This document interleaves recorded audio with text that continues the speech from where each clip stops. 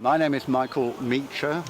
I was a former minister in the Blair government from 1997 to 2003, and I'm a very active parliamentarian. And the reason I'm here is that here there are 130 key decision takers in Western finance capitalism, probably the most powerful group gathered together that there has been for years, and it is being held in utmost secrecy in a total blackout. Now, one can only suppose that the reason they do that is because they don't want the public or the media to know anything of what they're discussing.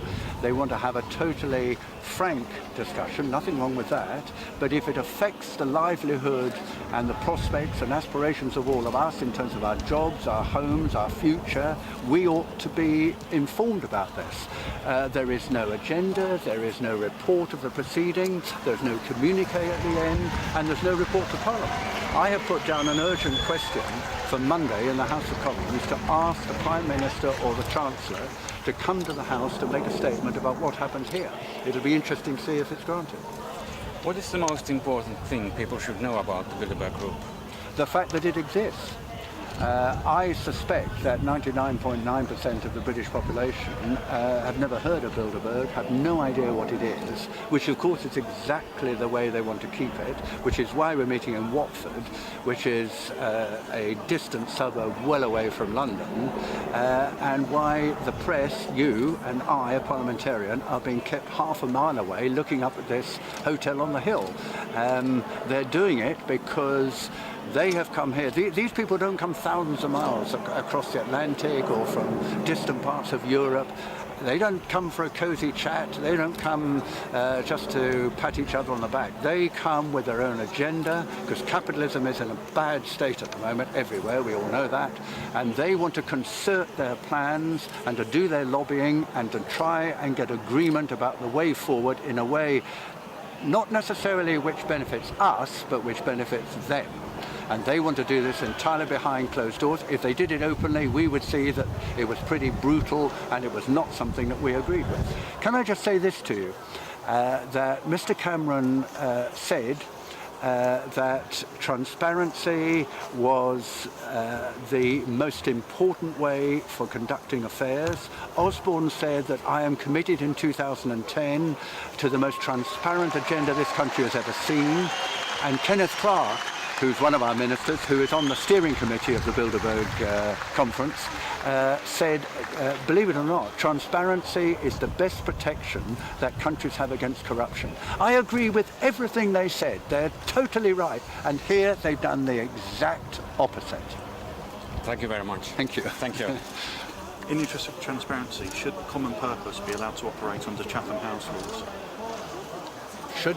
Should common purpose be allowed to operate? Common purpose? Have you heard of common purpose? No. They're in receipt of hundreds of millions of taxpayers' money every year. They're a registered charity and they're responsible for public sector leaders, and they've given us some very bad leaders in the cases of child abuse, the shooting of John Charles Menezes. It can be traced back to these individuals. They're operating like a Masonic group at the level of public services. I didn't know this, and obviously I should know this, Yep. and obviously the answer to the question is no.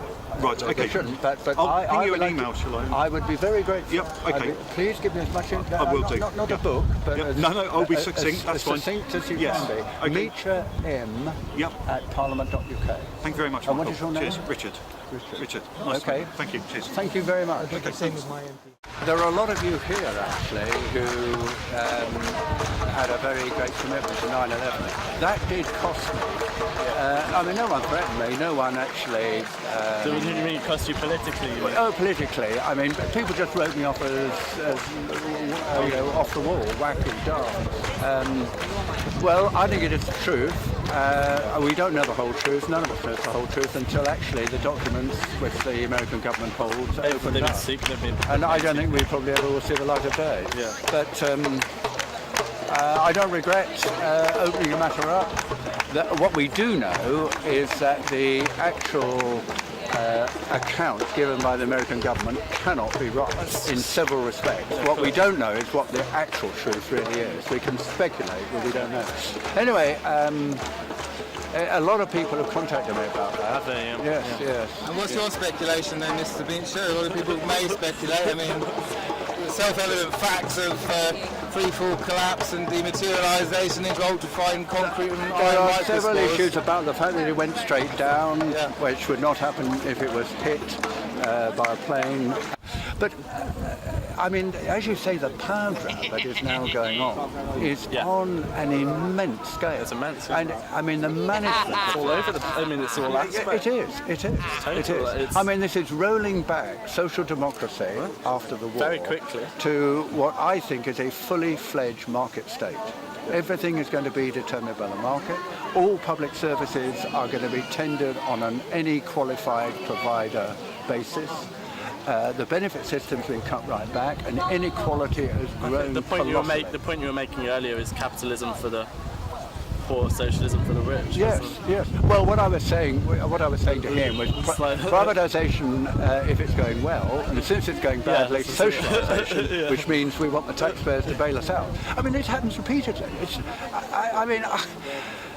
We just need political leaders with more guts and determination to stand up for the right thing on behalf of people. I mean, ask questions and all of that kind of stuff. Gives people. What about the other backbenchers that you sit with? I mean, do they talk behind closed doors the same as you, or do they just keep a low profile?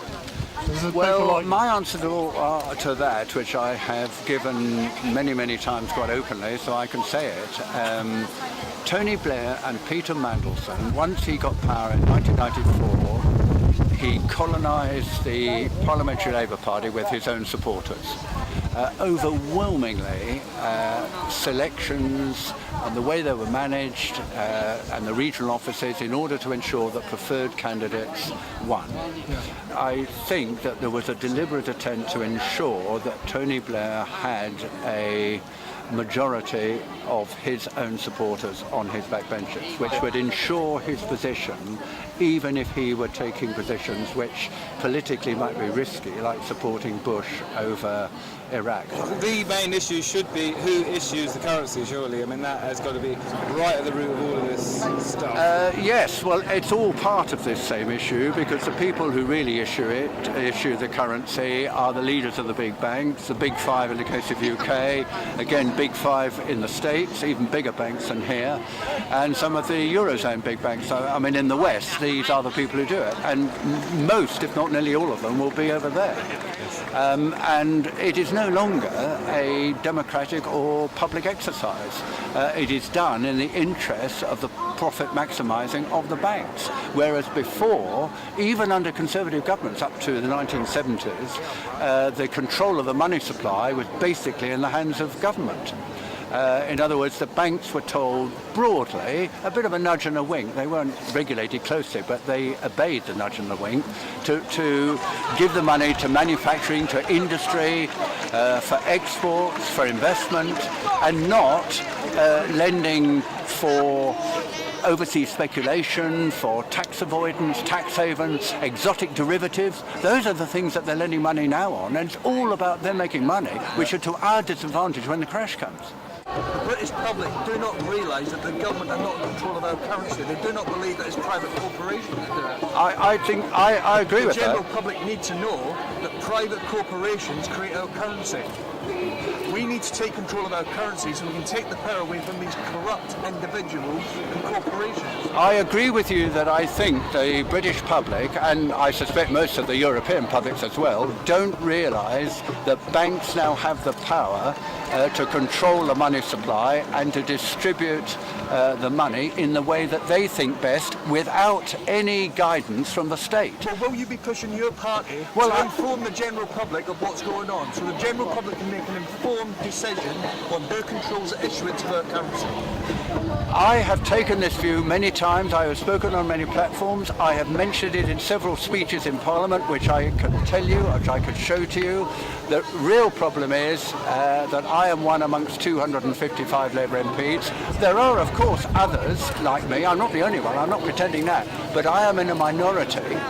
And we do need to change the composition of the Labour Party to have more working class MPs, more MPs who realise what the public really wants, that they want growth, not austerity, and to listen to what the public wants and not just look after careers. I'm sure you'd agree with me when I say that if the general public knew that if our government created the the financial capital that we need as a country, at no interest to us, our population, or if there was an interest, it was going back to our own government and not private individuals. That would work, wouldn't it? I completely agree with you. You keep asking further questions. I mean, I agree with you. The situation is untenable, it's unstable, and the real problem is that the power which is now in the hand of the bank is grossly abused, and it is not in the national interest, but unfortunately not enough of the voting public realise this.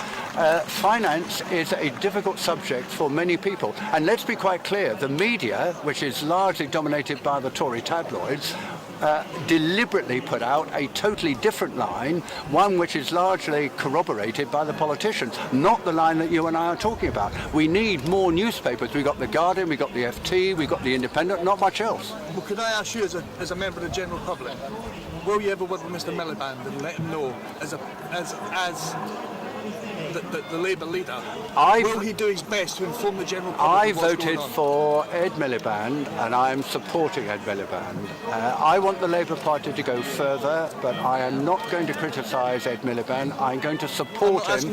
No, because I'm not going to do that. I'm going to encourage him to be more bold. I think the Labour Party does need to be more bold, and as I've said to him and to many others, we need to have 2 or 3 key items, some of those that we've been talking about today, which, when we talk about the next election, when we talk about Labour, that's immediately what people think about. A house-building programme, control of the banks in the public interest, not their own interest, and changes in the power structure. I mean, there's a lot that I could say here, but we need to indicate that it's worth voting Labour, because Labour's going to change the current structures, which are totally unsatisfactory and which the public deeply resent, but they have no leadership at the moment. What do you think about the protests here? Well, I'm very struck by the fact that I would reckon there are probably a good 1,000 people here, which I have to say I was very pleased. I think, I can't speak about other countries, but I suspect that the British people know very little about Bilderberg. I suspect many people have never heard of it and have even less an idea of what it does, which of course is exactly what they want. They want to be the key decision makers as we, I think, progressively move away from a democratic state to a fully fledged market state in which the market is the dominant influence and they are the people who influence the market. And they want to do it as secretly as possible. They don't want to be bothered with parliamentarians or with the media or with the public. They just want to get on with running their organisations and hopefully being as profitable as possible. And Switzerland is a small neutral country. Do you have a special message for our country for the future? Well, I think the special message for Switzerland is I'm very glad to see that you're beginning to revise your views on bank secrecy. But that is a rather different issue. No, I mean, Switzerland is a very important country. It's outside the EU. It's in the European economic space, whatever it is called, that particular organisation. And it's been a very successful country. I have a great deal of respect for it. But your future does lie with Europe in one form or another. I think we have a lot to learn from you in terms of democracy. I very much respect cantonal referenda, so that politicians are kept very strictly in check, whereas we have a referendum once every 5 years called an election. I think there's a lot to be said for doing it more frequently. So, all party robo, I think we have a lot to learn from Switzerland. Mr. Meacher, thank you for the statement. Yes. Yeah. Cheers. I hope we're not blushing about bank secrecy. Yeah. Yeah, it's your opinion. No. Okay. Thank you very much. Right, cheers. Thank you.